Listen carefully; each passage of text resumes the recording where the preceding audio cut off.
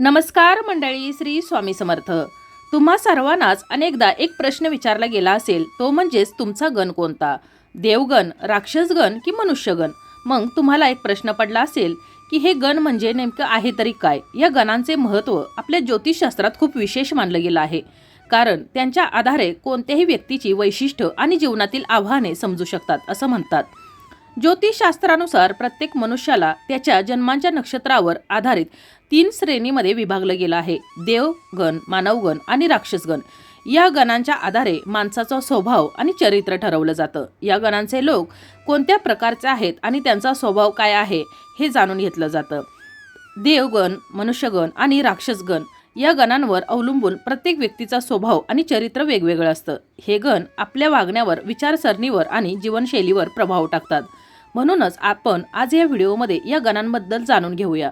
देवगण काय आहे, मनुष्यगण काय आहे, राक्षसगण काय आहे, त्याचबरोबर या गणांचा लग्न ठरवताना विचार का केला जातो, या गणांवरून व्यक्तीचा स्वभाव कसा ओळखला जातो, याविषयीचीच अगदी थोडक्यात पण महत्त्वाची माहिती, त्याचबरोबर इतर देखील महत्त्वाची माहिती आपण या व्हिडिओमध्ये जाणून घेण्याचा प्रयत्न करणार आहोत. तर व्हिडिओ शेवटपर्यंत पहा, जेणेकरून महत्त्वपूर्ण माहिती तुमच्यापर्यंत पोहोचेल.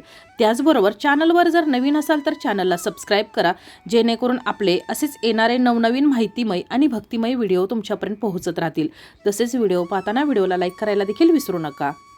तर सर्वप्रथम आपण देवगण या गणाबद्दल माहिती जाणून घेऊया. तर अश्विनी, मृगशिरा, हस्त, स्वाती, अनुराधा, श्रवण आणि रेवती या नक्षत्रात जन्मलेले लोक देवगणाच्या अंतर्गत येतात. ज्योतिषशास्त्रानुसार देवगणचे लोक बुद्धिमान असतात आणि साधे अन्न खातात. त्यांचे हृदय कोमल असते, म्हणजेच ते खूप भावनिक असतात, हळवे असतात, परंतु त्यांचे विचार उच्च असतात. देवगण असणारे लोक दान आणि परोपकारावर विश्वास ठेवतात आणि धार्मिक कार्यामध्ये रस घेतात.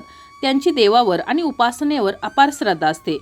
त्यांच्या मनामध्ये दया, माया, प्रेम असतं. त्यांच्यासाठी स्वतःच्या कल्याणापेक्षा इतरांचं कल्याण हे अधिक महत्त्वाचं असतं.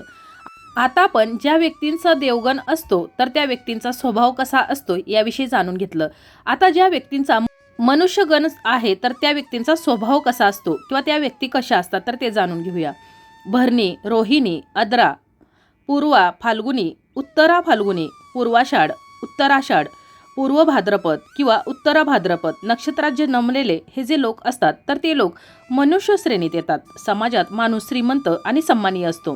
त्यांचे विचार स्थिर असतात आणि त्यांना त्यांच्या जीवनात स्थिरता आवडते. ते भविष्याची फारशी चिंता करत नाहीत, काळजी करत नाहीत आणि त्यांचा नेहमी आपल्या नशिबावर, कर्मावर विश्वास असतो.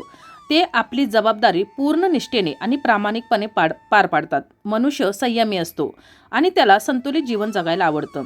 आता आपण राक्षसगण ज्या लोकांचा आहे तर त्यांच्याविषयी माहिती जाणून घेऊया. ज्या लोकांचा जन्म मघा, चित्रा, धनिष्ठा, शतभिषा किंवा ज्येष्ठ नक्षत्रात झाला आहे तर ते राक्षस समूहात म्हणजे राक्षस गणात येतात. राक्षस गटाच्या लोकांना नकारात्मक ऊर्जा लवकर जाणवते. 6वे इंद्रिय त्यांच्यामध्ये विशेषतः सक्रिय असते, ज्यामुळं ते परिस्थितीचे सखोल आकलन करू शकतात.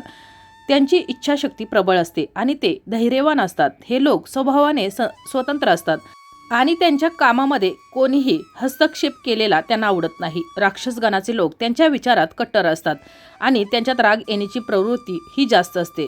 त्यांच्या स्वभावात कणखरपणा असतो आणि त्यांचे ध्येय साध्य करण्याचा त्यांचा निर्धार असतो. तर आता आपण देवगण, राक्षसगण आणि मनुष्यगण या गणांच्या व्यक्तींचा स्वभाव कसा असतो किंवा त्या व्यक्ती कशा प्रकारे आपलं काम करतात याविषयीची अगदी थोडक्यात माहिती जाणून घेतलेली आहे. तर आता हे जे गण आहेत तर त्या गणांचा लग्न ठरवताना विचार का केला जातो तर याविषयी जाणून घेऊया. ज्योतिषशास्त्र असं म्हणतं की देव आणि राक्षस गणांच्या लोकांनी कधीही एकमेकांशी विवाह करू नये, कारण या दोघांच्या स्वभावात खूप फरक असतो आणि त्यामुळं त्यांना स्थिरावता येत नाही. देवगणाच्या लोकांसाठी मनुष्यगणाचा जीवनसाथी सर्वोत्तम असतो, तर मानवगणाचे लोक देव आणि दानव या दोघांशी विवाह करू शकतात. देवगण, मनुष्यगण किंवा राक्षसगण हा व्यक्तीच्या जन्म नक्षत्रावरून निश्चित केला जातो, जो व्यक्तीचा स्वभाव, विचारसरणी आणि वर्तनाचा प्रकार देवगण, मनुष्यगण, राक्षसगण हा दर्शवत असतो. जन्माच्या वेळी चंद्र ज्या नक्षत्रात असतो त्यावर आधारित या 3 गणांपैकी आपला गण ओळखला जातो, जो विवाह व ज्योतिषशास्त्रात कुंडली जुळवण्यासाठी अतिशय महत्त्वाचा ठरतो. प्रत्येक जन्मकुंडलीतील चंद्राच्या स्थितीवर आधारित हा गण ठरवला जातो आणि गण ओळखण्यासाठी आपल्याला चंद्राच्या नक्षत्राची माहिती आवश्यक आहे, कारण चंद्राच्या नक्षत्रावरूनच या गणांची ओळख होते. तसेच वर्ण हे एक विशिष्ट प्रकारचं वर्गीकरण आहे जे आपल्याला जन्म नक्षत्रावरून मिळते. या वर्गीकरणाद्वारे आपण व्यक्तीच्या जीवनातील नैतिक आणि मानसिक प्रवृत्तींना ओळखू शकतो. 4 मुख्य वर्ण आहेत: ब्राह्मण, क्षत्रिय, वैश्य आणि शूद्र. ब्राह्मण वर्ण असलेल्या व्यक्ती या शांत, उच्च विचारसरणी असलेल्या आणि शास्त्रीय असतात. त्यांचा आचारधर्म आणि वर्तन महत्त्वाचं असतं. ज्या व्यक्तींचा वर्ण क्षत्रिय आहे तर त्या साहसी, नेतृत्व गुण असणाऱ्या आणि संरक्षणात्मक असतात. वैश्य ज्यांचा वर्ण आहे तर त्या व्यापारी, आर्थिकदृष्ट्या यशस्वी असतात आणि समाजातील उच्च दर्जाच्या असतात. आता ज्यांचा वर्ण शूद्र आहे तर त्या सेवाभावी, कष्ट करणाऱ्या आणि सामर्थ्यशील असतात. आता हे जे वर्ण आहे तर ते ओळखण्यासाठी आपल्याला जन्म नक्षत्र म्हणजेच राशी संख्या आणि चंद्राच्या स्थानाची माहिती हवी असते.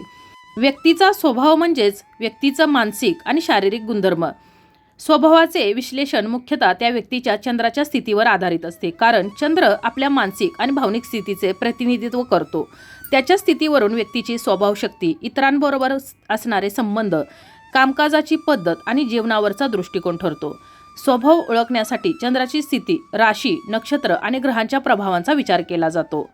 तर आपण आज या व्हिडिओमध्ये देवगण, मनुष्यगण आणि राक्षसगण या तिन्ही गणाविषयीची माहिती जाणून घेतलेली आहे.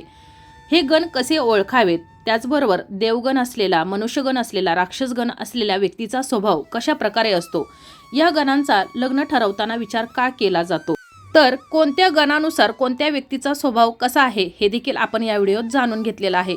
तुमचा गण कोणता आहे हे देखील मला कमेंट करून नक्की सांगा. तुम्हाला जर ही माहिती आवडली असेल तर व्हिडिओला लाईक करा. त्याचबरोबर तुमच्या जर काही समस्या असतील, अडचणी असतील तर तुम्ही मला कमेंटमध्ये विचारू शकता. माहिती आवडली असेल तर व्हिडिओला लाईक करा, चॅनलला सबस्क्राईब करा आणि हा व्हिडिओ जास्तीत जास्त शेअर करा, जेणेकरून ही महत्त्वपूर्ण माहिती सर्वांजवळ पोहोचेल आणि याची पुण्यप्राप्ती तुम्हालाच होईल. लवकरच भेटू अशाच एका नवीन माहितीमय आणि भक्तिमय व्हिडिओसोबत. तोपर्यंत धन्यवाद.